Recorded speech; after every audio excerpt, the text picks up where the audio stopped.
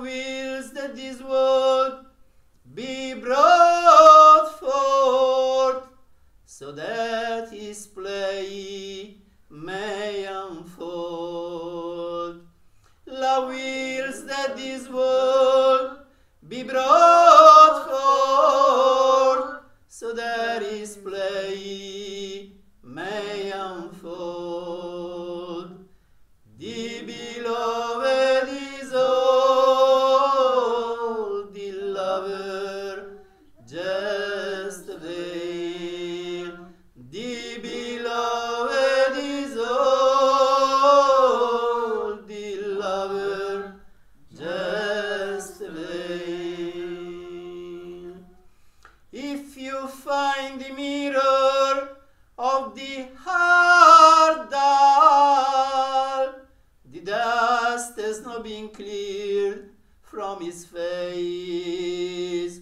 If you find the mirror of the heart dull, the dust has not been cleared from his face. The beloved is old, the lover just a veil. The beloved is old, the lover just a veil.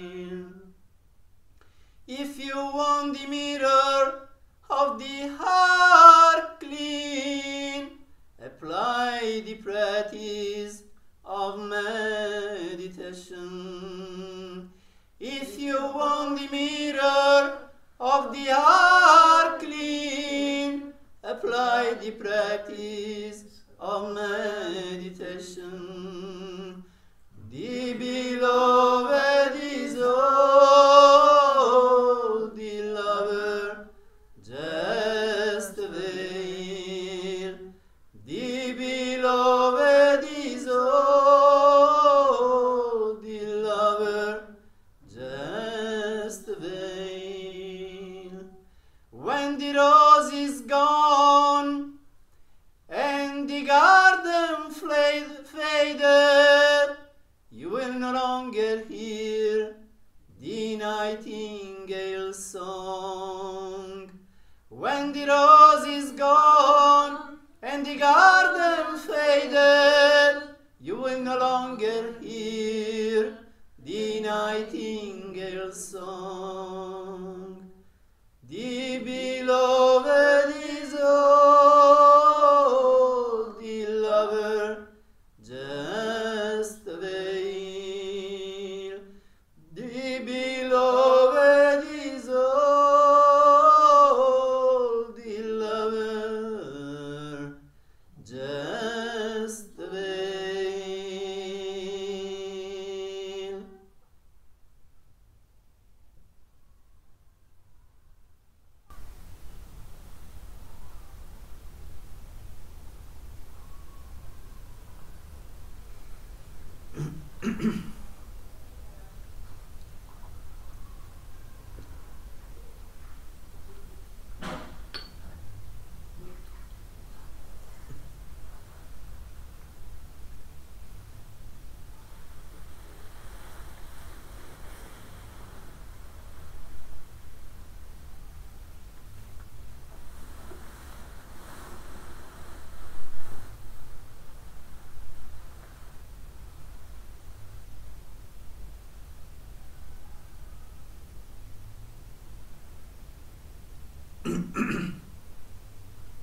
So this is a song by Maulana Rumi, which we take up for Satsang this evening.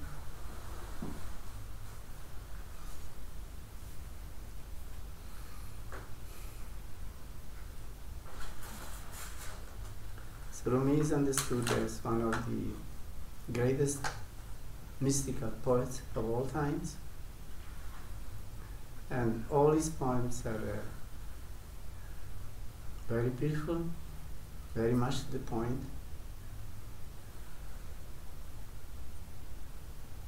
very thought-provoking, inspiring.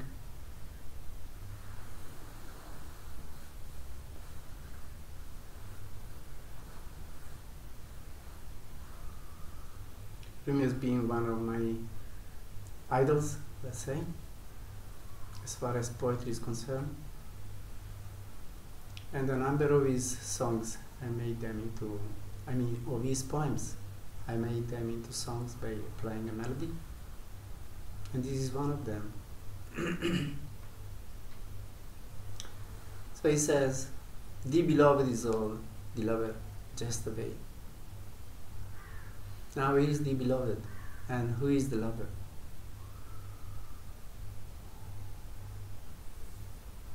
The beloved is the supreme reality, what we may call God, truth, reality, the source of all life,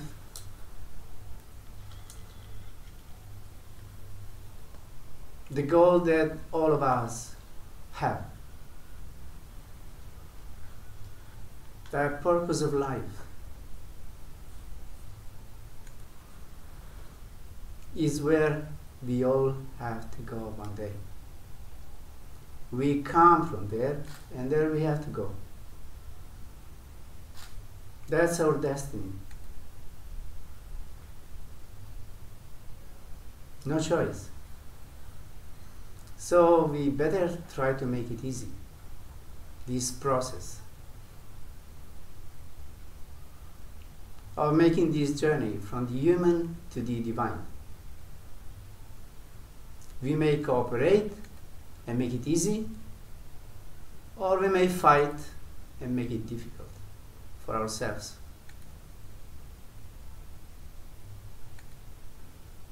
Anything tends to go towards its origin. It's a natural phenomenon. The water evaporates from the sea, goes into the air, then it pours down on the earth in form of rain,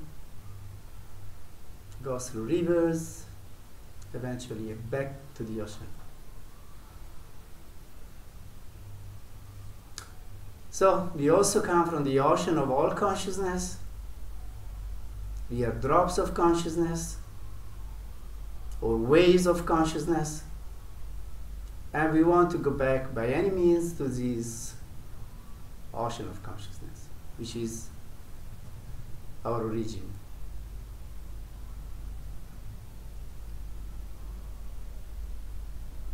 We may believe it or not, doesn't make any difference. That's the way it is.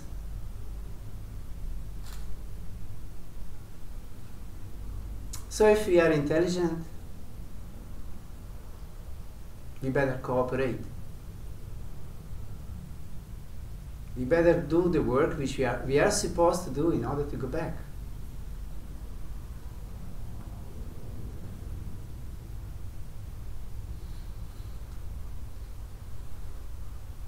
Our essence is light. It's not just a belief. What is this body made of? What is this matter made of? It is made of atoms. And atoms is light. It's empty, but very, very powerful.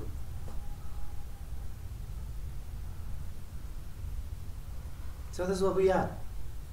This matter that we see is an illusion.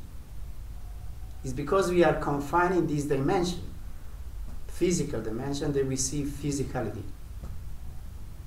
If we step out of it, then we don't see physicality anymore. We see atoms in movement. We see energy, because that's what we are. That's what everything is.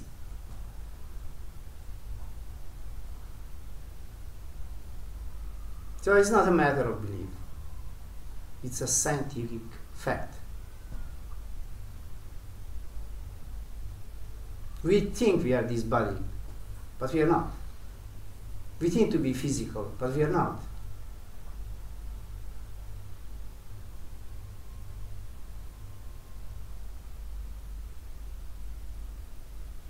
Look at this planet.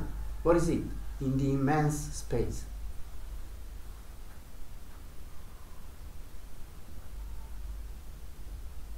disapparent steadiness, standing somewhere. But we stand in nothing.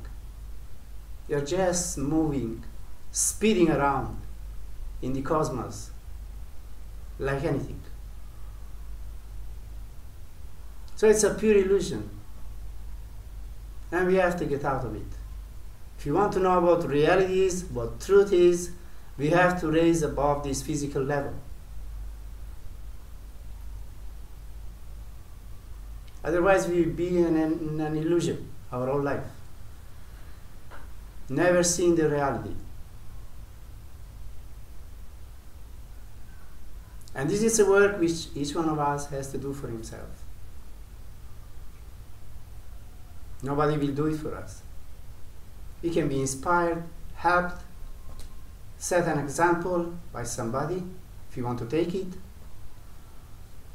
encourage, but then we have to do our work ourselves. If you want to raise above body consciousness and see the light and become light, we have to meditate. And really meditate, not just sitting 10 minutes from time to time. That doesn't work, it's not enough.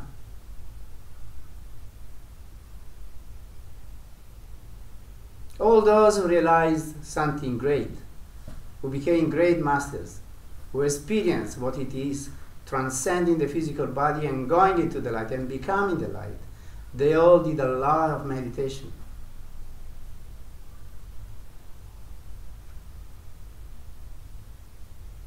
Meditation seems like a play nowadays. I meditate 5 minutes every week. That's for nothing. 5 minutes every day is for nothing. An hour begins to be something. 2 better. 4 begins to be a real work.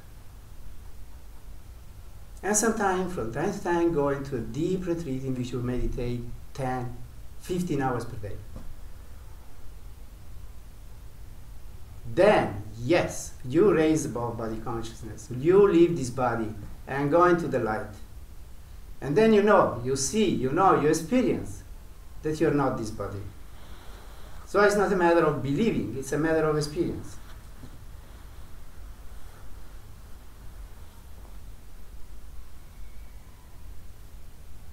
My master, Sant Ajay Singh, he did so much meditation. Years and years. He went into deep meditation. Sankirpal Singh, he had a family, he had 2 children, he was working in a responsible job, in the administration, but still he did 5-6 hours meditation per day.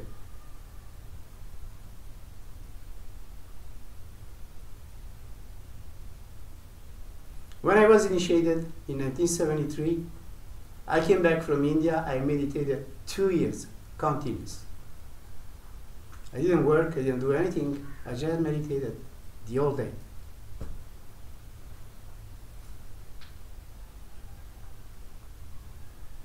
So then you really come to experience this fact. It's not reading it in books, it's not believing in what masters of the past said or thought, it's your own experience.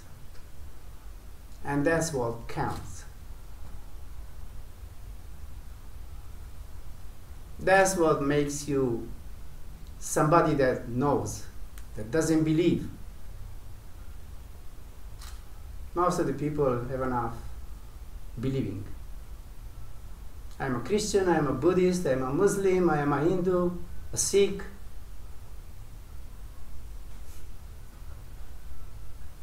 What's the use of it?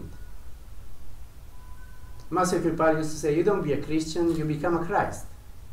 You don't be a Buddhist, become a Buddha. Don't be a Sikh, become Guru Nanak. Don't be a Jew, become a Moses or some of the prophets.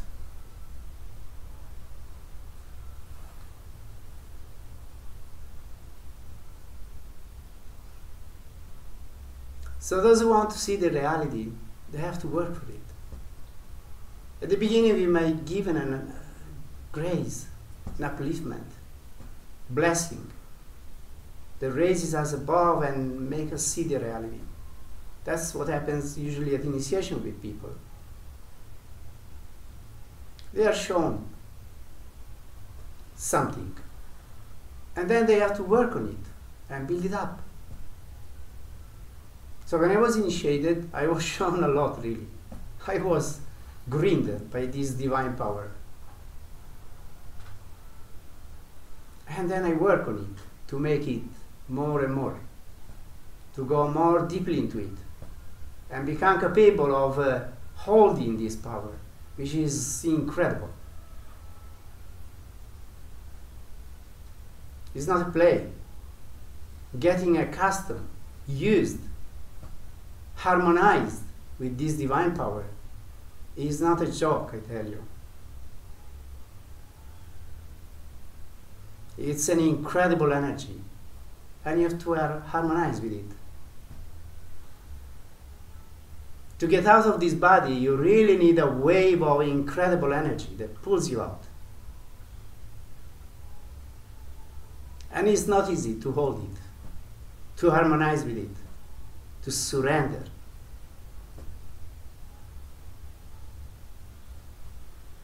We are so afraid of so many things. This is the supreme fear. Leaving this body. Dying is the supreme fear. And what it is, leaving this body in meditation, is dying while alive. You may have heard this saying from the Bible. Learn to die so that you may begin to live. What does it mean? It's not an hypothesis, you know. It's a fact. Learn to die so that you may begin to live. Means, if you don't die, you are not living. You are dead.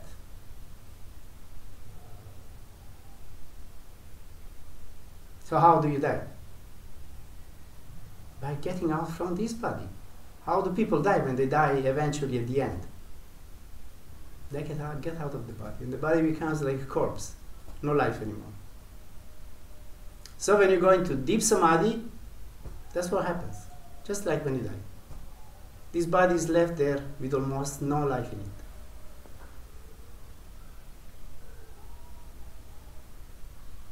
And to go through this experience, you need to work, to get used to it. It's not easy. As I said, when I was initiated, I was kind of grinded by this energy. It was so powerful. It was like sitting on an electric chair.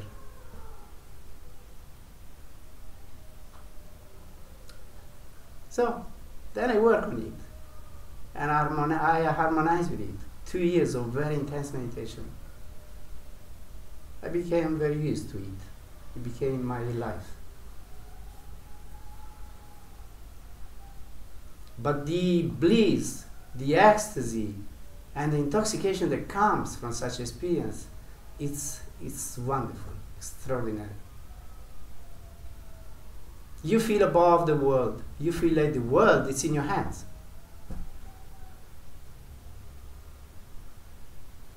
And then you need to be very humble. You don't have to take the credit for anything, because otherwise you lose it right away. You don't have to think, oh, how special I am. No, I'm nobody. I'm just an object of grace. Because, as the song says, the beloved is all, the lover is just a veil. We are a veil. A veil, this is our ego, it's a veil. Means it's an illusion. We don't exist. As I said yesterday, what is God? The total of all the sentient beings is God.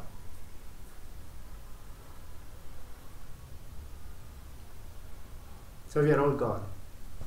And that's what we have to become in a conscious, aware way. We have to take this journey from the human to the divine.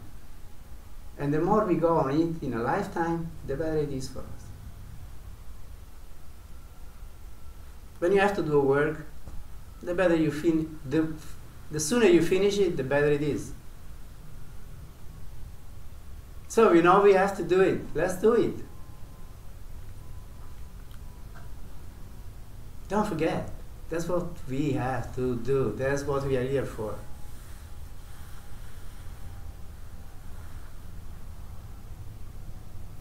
So then what I have done in my life, apart from those 2 years which were the beginning, then whenever I had a chance, I went and had retreats with my master. My first guru was Satguru Sirio Ji. I met in 1973, springtime, March, April. Then he left the body in August 1974. With him I had an incredible spiritual awakening, as I said. I was 20 years old. It was almost 50 years ago.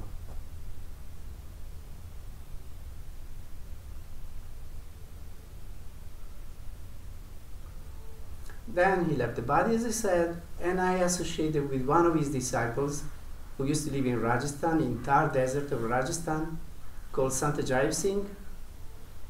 He was a very simple man, a very holy man, very pure, great meditator.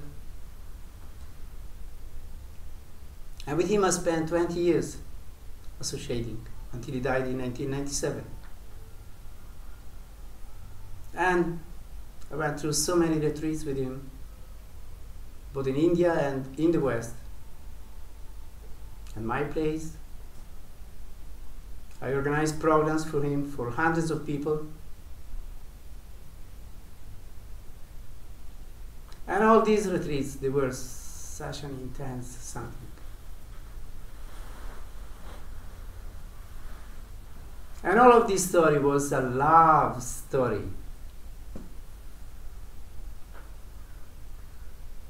An incredible love story. Both with my first guru, Satguru Sirio Ji, and with Satguru Sirio Ji. Because God is love. So we have to fall madly in love with God.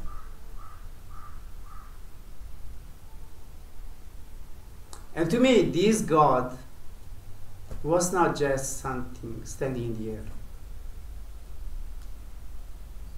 I always perceived God in the person of my guru. For me, he was God personified.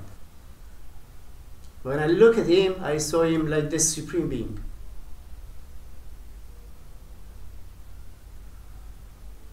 And sometimes when I had this darshan, I would go into such an ecstasy, just like this.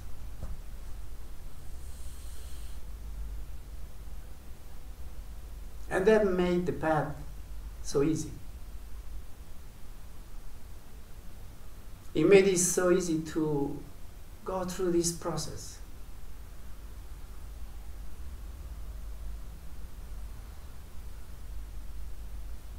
And in this kind of relation, you have to be very humble. You have to be very cooperative.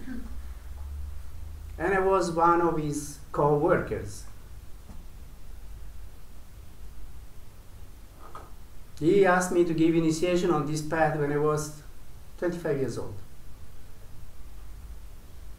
So I've given initiation to so many people on this path since then.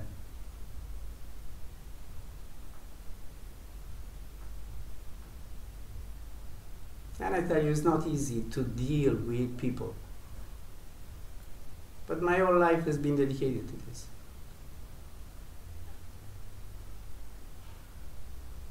He asked me to start this ashram in Italy, where he came and gave programs for, as I said, hundreds of people coming from all Europe. And each of these programs took so much work, so much dedication. months and months of work to prepare, arrange for so many people. And I bought this place myself. I dedicated it to this cause. And I've done so much work to build it up. If you were to come, those who know the place, they know what I talk about. So much dedication. Which started in 1979 and keeps going to this day. So many retreats, not just those with my guru, but those which I was conducting myself. For all these, how many years? 40 years now, more.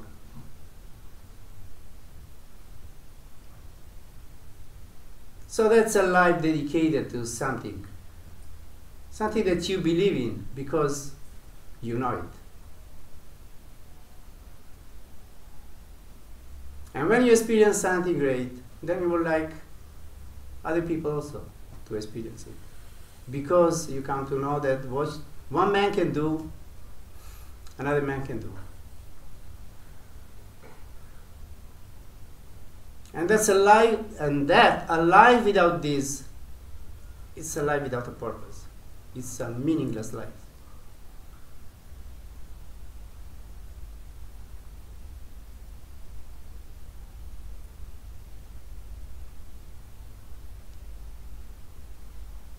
So the song says, if love withdraws his strength and his care, the lover is left like a bird without wings. How will I be awake and aware if the light of the beloved is absent? So it's a matter of grace.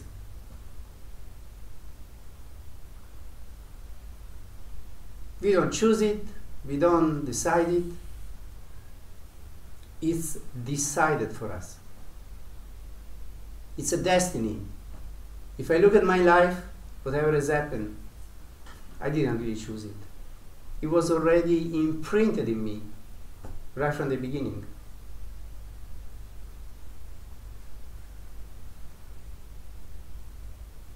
And it just unfolded by and by itself.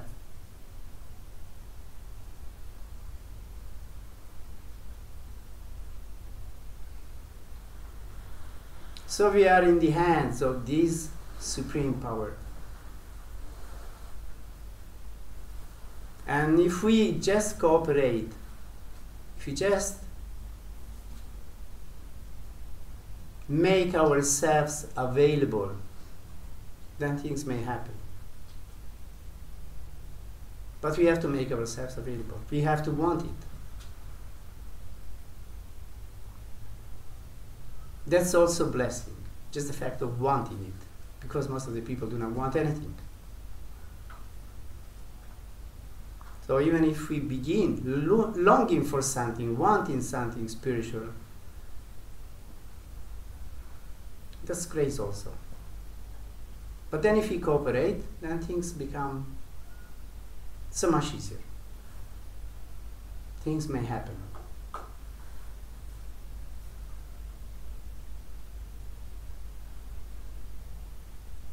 And it says, love is that this world be brought forth so that his play may unfold. Why is there this reality of duality and that reality of unity?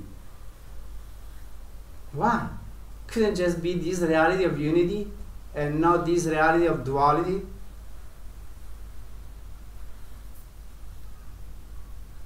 Why is this world at all? Why is this life at all? For most of the people, just so many troubles, so much suffering. So many people ask, why should I suffer? Why this life at all? Why do we exist if it is so difficult to live?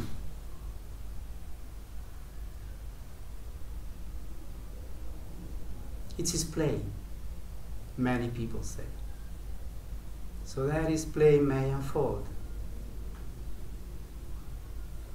Means this Supreme Being enjoys himself, projecting himself endlessly.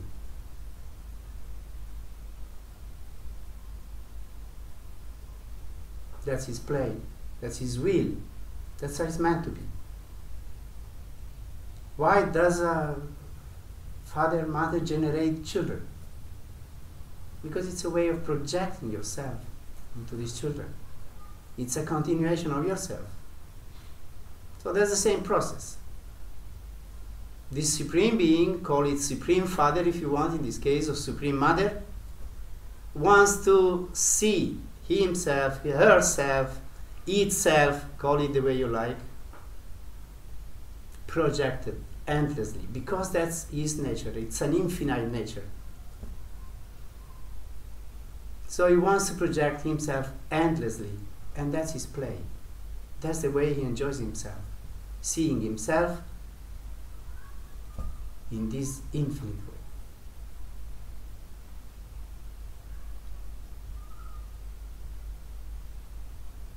And there is all these stories of creation. God created this universe, created this creation. Is it true? I don't believe. These always existed. It never began and never will have an end.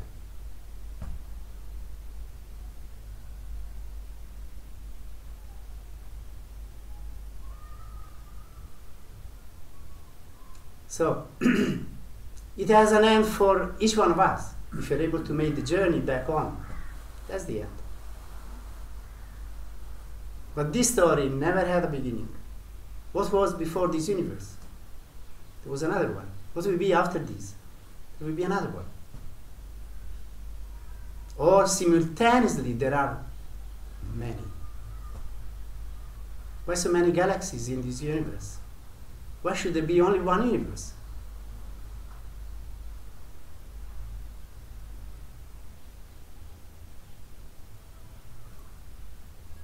It's infinite.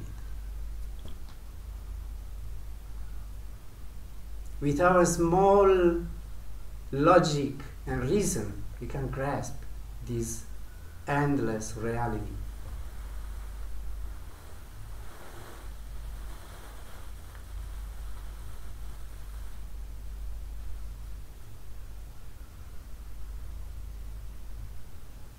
So love wills that this world be brought forth so that his play may unfold.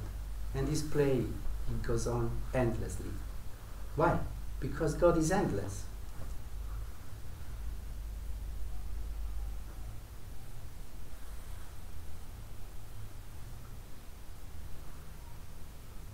If you find the mirror of your heart dull, the dust is not being cleared from its face. If you want the mirror of your heart clean, then apply the practice of meditation.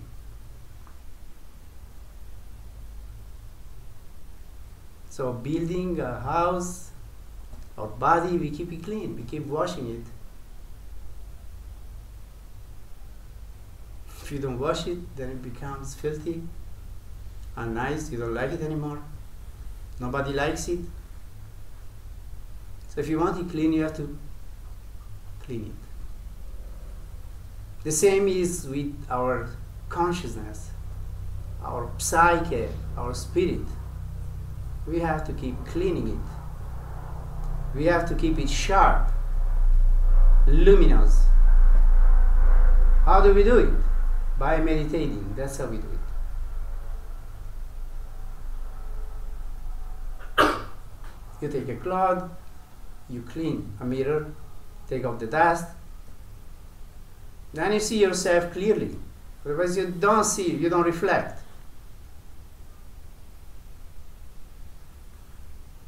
So if you want this heart of yours to reflect the infinite nature of God, you have to keep it clean always. And how do you clean it? By chasing away all these garbage of thoughts, crazy, stupid thoughts that we have.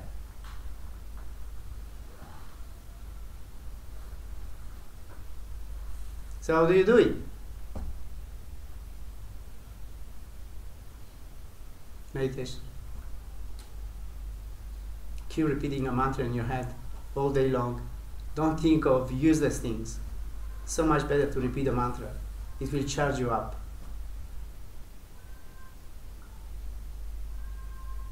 Because as you think, so you become. So be careful what you think, because that's what you're going to become. And that's what your reality is going to become. So you think always about God by repeating His holy names, and eventually you become God.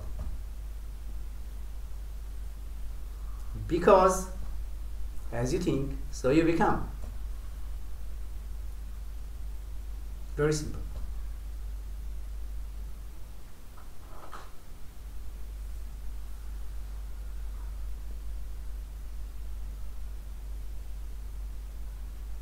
So then Rumi ends up this song by saying, when the rose is gone and the garden faded, you will no longer hear the nightingale song.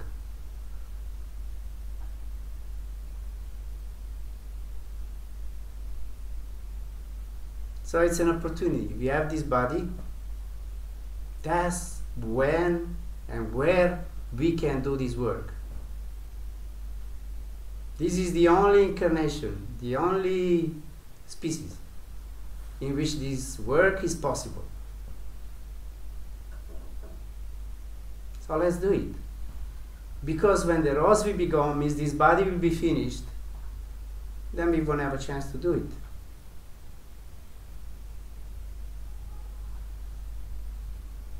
So we have this body, it's a precious gift. We should not just misuse it, let it go in vain. We should use it for the purpose for which it has been given to us. It has been given to realize God, to become light. So we should use it for this purpose and for no other purpose.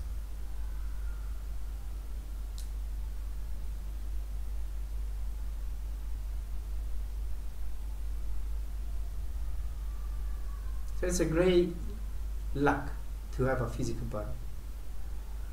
But it's a bad luck if you misuse it.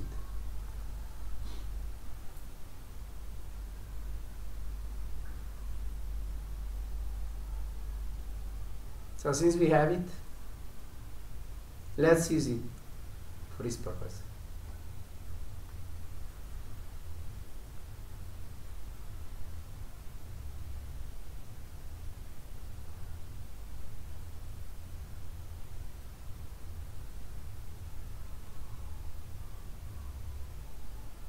So we thank Rumi for this very beautiful song, for the teachings contained in this song. We take it to our heart and we try to apply it in our life. My master used to say, if you eat, then digest the food you eat. Otherwise you get a pain in your belly. So, if you get teachings, then use the teachings, apply them. Otherwise, what's the use of it?